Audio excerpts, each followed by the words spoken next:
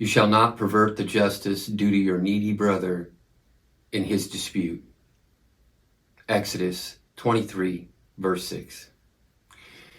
The reason I brought up that verse is because I want to talk about what's going on in New York. Today, or actually yesterday on Thursday, today's Friday, the Attorney General, the New York Attorney General, Latitia James, filed a lawsuit against Mean Arms. And if you don't know what this is about, I think it's worth paying attention to if you are following the 2A community or involved in the 2A community at all, or a gun owner, anything like that. You probably need to be following this. So, in this particular lawsuit, there were 10 people that were shot in Buffalo. And this happened, last year. A person went into a supermarket and shot 10 people and wounded a couple others. So when we talk about this, I want you guys to understand Mean Arms is a company that manufactures firearm accessories. They do a magazine lock, okay? Back years ago, we had what was called a bullet button. And, due that I'm in California, I pay close attention to this. Another reason is because Protection Plus Tactics, we also manufacture firearm accessories. So I pay particular attention to what's going on in these type of lawsuits. And one of the things that I want you to understand is that in this case, Mean Arms, they manufactured a magazine lock that would prevent you from being able to change magazines on your AR-15. So what it does is it locks the magazine into place. And if you're not familiar with it, go to their website, check out their product. It's the MA Mag Lock by Mean Arms.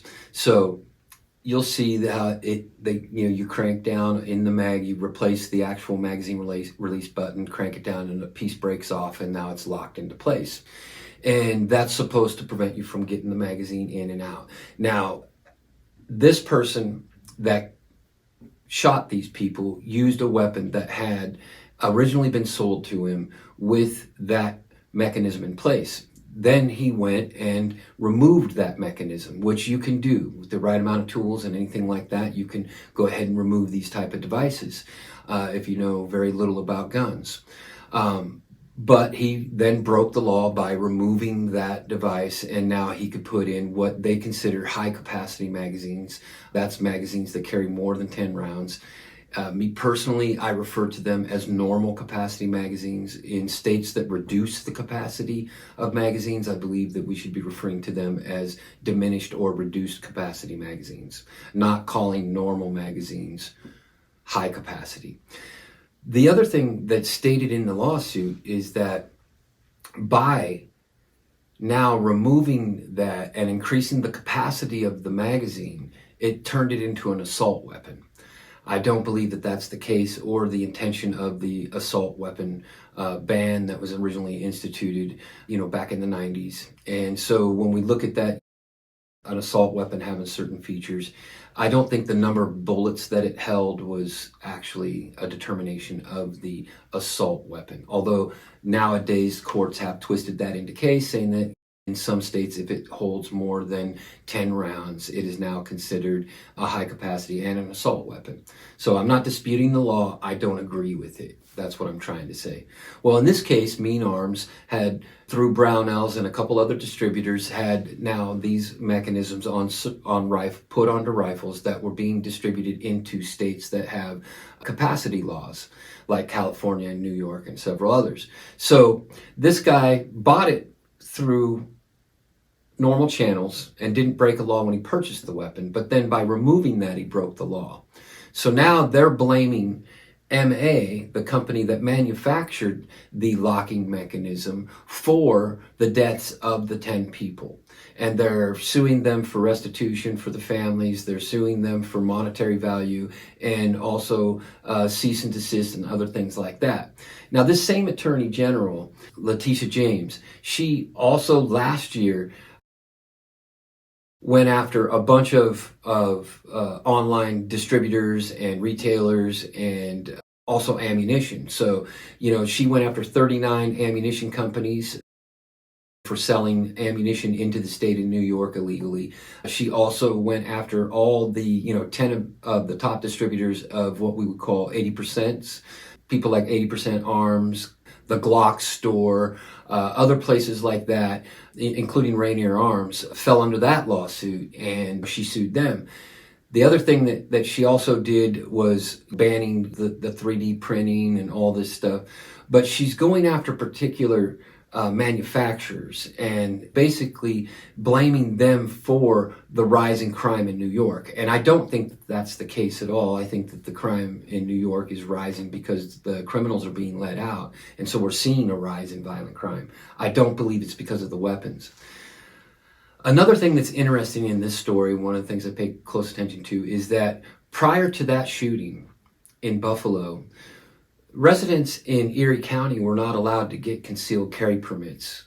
As a result of the following of that mass shooting, in August, after the shooting, they now issued, or under conditional restrictions, concealed carry in Erie County, and New York itself has opened up to concealed carry with conditional restrictions. So we look at that, here's one thing to look at. If people were allowed to carry a gun, I don't think that person would have been able to harm and kill as many people as he did in that grocery store. And so when we look at this, that's why I'm saying, we shouldn't pervert laws and bend laws and try to do these things, which is why I read that verse in the beginning, because there are bad people out there that are going to do bad things. Now, I don't think that we should use those incidents as opportunities to pervert the law and take away the rights of American citizens. And so that is exactly what's happening in this case, and what's been happening there. She's been at this for about 2 years now, in slowly dismantling New York, the people who are residents of the state of New York, their ability to protect themselves. When we talk about magazine reduction, I want to point out that I did a video, 77% of law enforcement shots miss. If you haven't watched that video, I really want you to. It talks about what happens during those high stress moments of close quarter combat. Within 8 feet, 77% of shots miss. And this is a statistic, recorded by law enforcement. So the average untrained person is probably going to have even a higher miss percentage. And so if we take the capacity of a magazine and we reduce it from 17 rounds to 10 rounds, or we reduce it down to 7 rounds like the state of New York, at 7 rounds, you're really upping the percentage of missed shots falling in there, where now the weapon almost becomes ineffective in the average person's hands as a defense mechanism, as a weapon to use in self-defense. So when we look at some of these magazine, what's the difference between going from 10 rounds to 7 rounds? I really want you to understand now that taking away those 3 rounds takes away a lot of your ability to get a disabling or a hit on a threatening target. So these things do affect you. And if you live in another state and say, well, that doesn't apply to me because I live in this state. Well, let me tell you something. As these laws come rolling out and passing, I know from living in California that I'm watching the gun laws in California now being instituted in other states. And so if you don't think it's going to be instituted in your state, well, just look. Time will tell you that things are different. And so I really want to get back to saying, hey, these are things that we need to pay attention to. And the other thing that's important to pay attention to is also the fact that this is all part of a moral compass. Knowing the difference between right and wrong, and knowing that, hey, anybody that goes out and uses a weapon to hurt people, well, let me tell you something. We learned this in the Boston bombing. You can use crock pots and pressure cookers to make bombs that will kill people. So, are we going to now start blaming somebody decides to take their truck and run over somebody? Is the truck manufacturer going to be sued for that? If somebody makes a crock pot bomb or a pressure cooker bomb and hurts a lot of people and kills some people, are we going after the manufacturer of the crock pot? What about all the knives used in stabbings? If we think about that, where is the line going to be drawn? That's the point I really want to hammer home here, is that people have been killing people since people have been here on this planet. And the devices and mechanism used has evolved over time. and reducing the capacity or saying, hey, we're going to blame this manufacturer. And let me tell you something, Mean Arms, go look at them. Here's a guy working a couple CNC machines. He's not a big player in the gun industry, but he does support the Second Amendment, and he is trying to help the community figure out ways to say, hey, I can be compliant with my state's laws. And, kudos to him for the effort he put into that.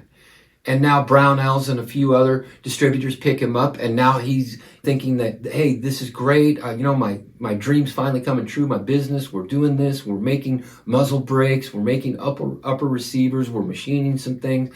And this lawsuit is going to 100% sink him.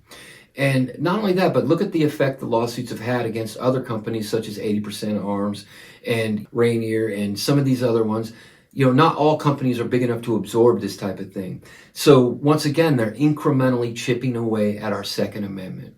And so I want people to take a look at these things and actually say, hey, what's going on here?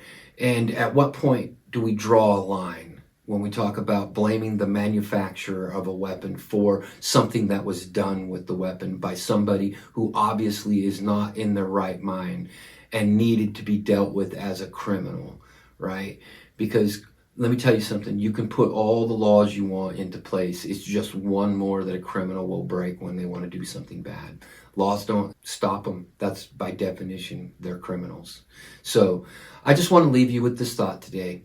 And I also want to let you know that I got another video that's going to be coming up real soon. That video is going to be discussing about how you train is how you fight. And so I want to show some of the techniques that people are using in calling training and things like that, and talk about that. So stay tuned for that next video. Once again, I want to thank my Lord and Savior for everything in my life. He is responsible for all the things in my life, and I give him praise. Have a great day. Bye now.